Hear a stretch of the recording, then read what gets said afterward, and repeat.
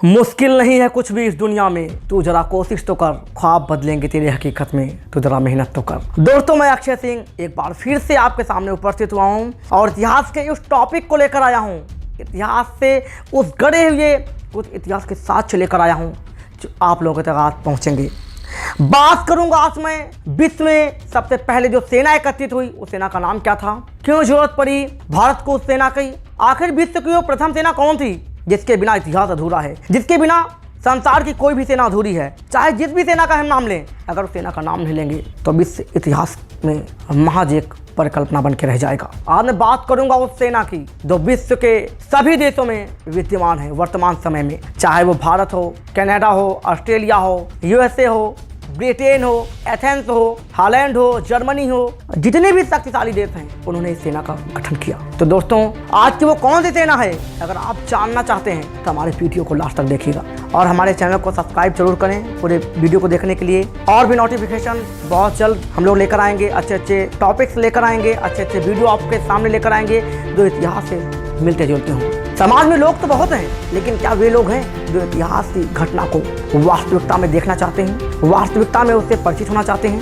अगर ऐसे लोग हैं या पूरे संसार में जो भी लोग हैं, मेरे चैनल को सब्सक्राइब करें और कमेंट करें और लाइक करें और बेल आइकॉन पर प्रेस करें। आज हम बात करेंगे उस सेना की, उस सेना का नाम है नेवी।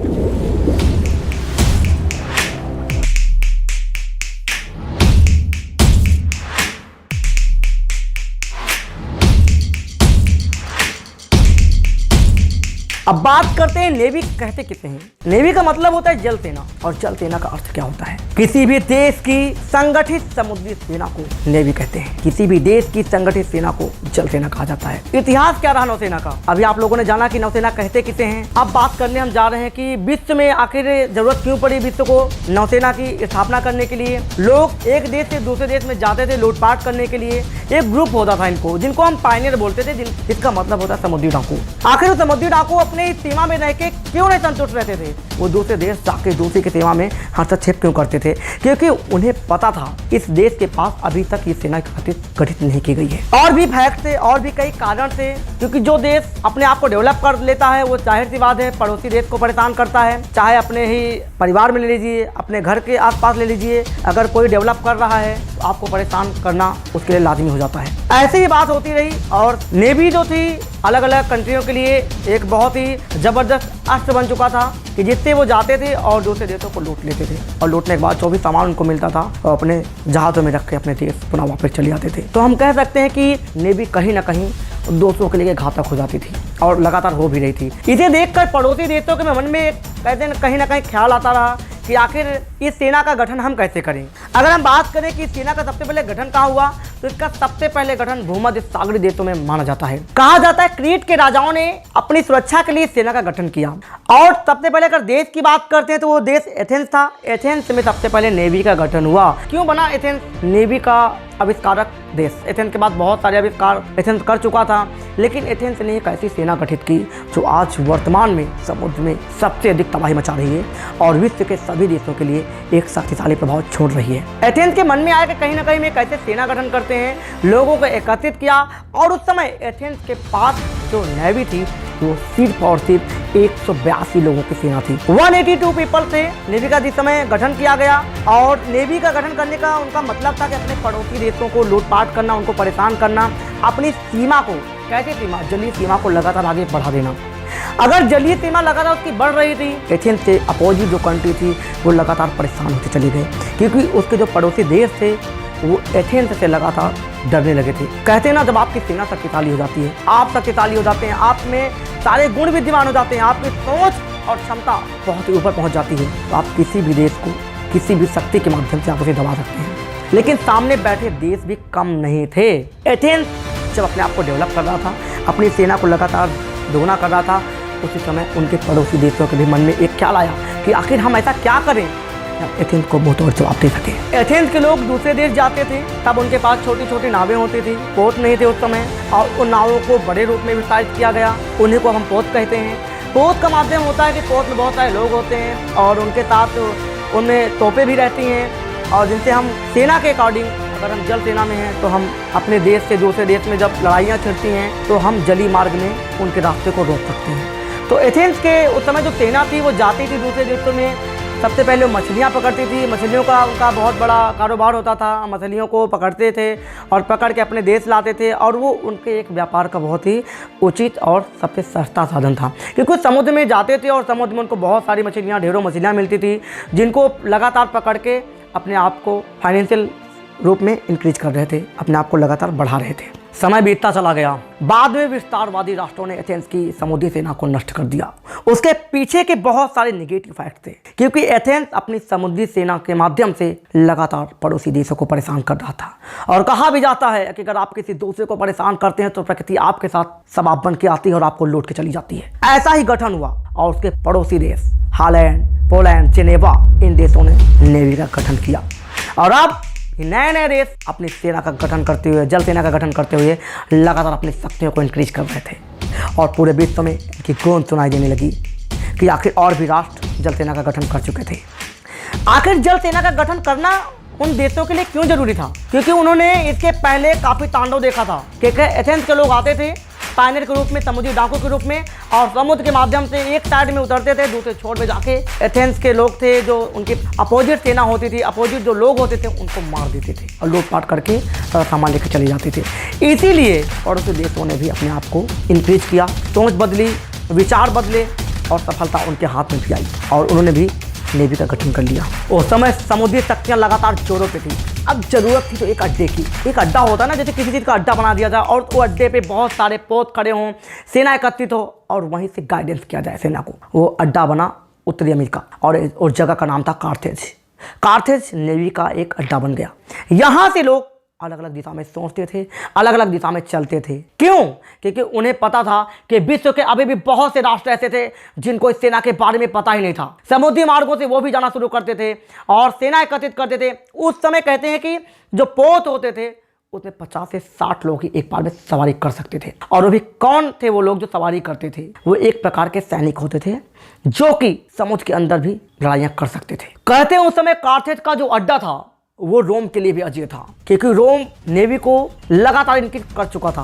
उसे किसी की आवश्यकता नहीं थी। आवश्यकता थी तो किसकी? बस अपने आप को पड़ोसी देशों को नष्ट करने की उसकी रुचि बन चुकी थी। लेकिन रोम कार्थेज के उस अड्डे को कभी नहीं जीत पाया। उसके पीछे की भी बहुत सारे निगेटिव फैक्ट थे, पॉजिटिव फैक्ट भी थे। निगेटिव फैक्ट ये थे कि पहले से ही इन लोगों ने पड़ोसी देशों को बहुत ज़्यादा परेशान कर लिया था। दूसरी चीज़, पड़ोसी देश जो थे हॉलैंड, पोलैंड, जेनेवा, ये सभी एक एकत्रित हो चुके थे। We are power the behind the punch. सारे राष्ट्रों ने अपने आप को एकत्रित किया और एक अड्डा बनाया जहां से वो अपनी सेना को इंडिकेट कर सके, डायरेक्शन दे सके, और यहीं से डाउनफॉल शुरू हुआ एथेंस का। लेकिन समय बीतता गया और रोम ने अपने पड़ोसी देश जो अड्डा था कार्थेज था उससे चतुराई सीख ली और अब अपनी सेना को और इंक्रीज करता चला गया, क्योंकि रोम को पता था कि अगर अब नहीं सीखे तो हम विश्व लेवल पे पिछड़ जाएंगे। उसने चतुराई दिखाई और कार्थेज के अड्डे पे जाकर लोगों से मित्रता कर ली और अपनी सेना की ताकत को बढ़ाना शुरू कर दिया। कहा जाता है कि उस समय सेना के पास जो नेवी थी, नेवी के पास कोई ऐसे अस्त्र नहीं होते थे जिससे कि वो पड़ोसी देशों को हरा सकें, लड़ सकें। लेकिन पड़ोसी देशों के पास भी वो अस्त्र नहीं थे। उस समय सिर्फ एक ही अस्त्र होता था जो लकड़ी का बना दुर्मुस होता था, जिसको दुर्मुस कहा जाता था। वो पानी के अंदर ही अंदर जाता था और जहाज को काट देता था। इतना शक्तिशाली होता था वो दुर्मुस कि जहाज को पलटा देता था। तो उस समय दुर्मुस एक प्रमुख हथियार था सभी देशों के लिए। अब बात करते हैं कि नेवी के अंतर्गत उस समय क्या क्या आता था और आज के समय में भी क्या क्या आता है।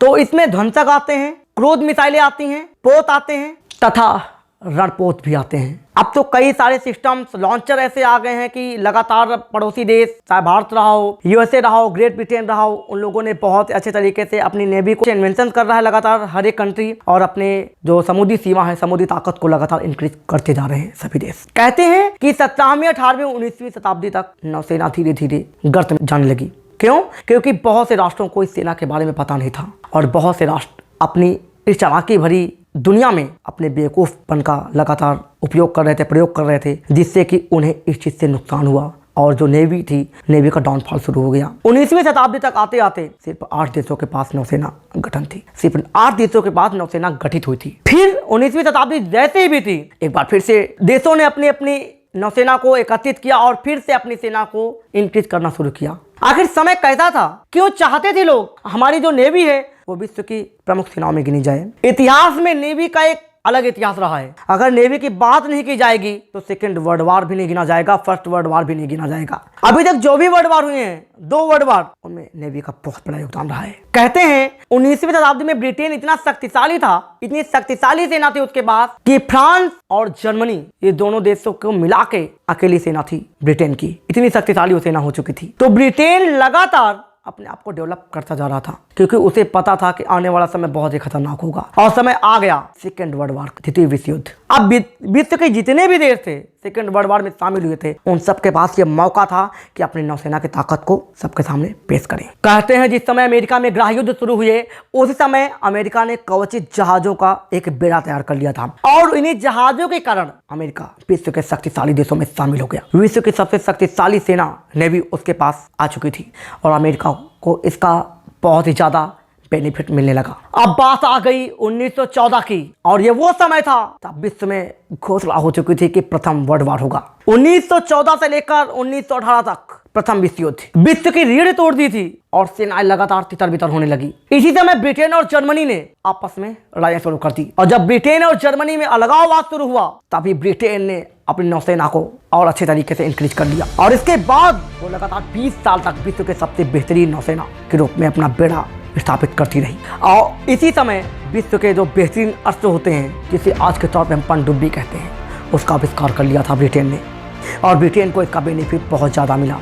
तभी से पहली बार 1913 में पनडुब्बी का आविष्कार हुआ। और दोस्तों, ये तो थी विश्व में नेवी का इतिहास। आखिर नेवी की उत्पत्ति कैसी हुई, जल सेना का उद्गम स्थान क्या था, कहाँ से स्थापना हुई जल सेना की, लेकिन इसके पीछे के अभी और बहुत सारे फैक्ट्स हैं जो अभी और बताने हैं।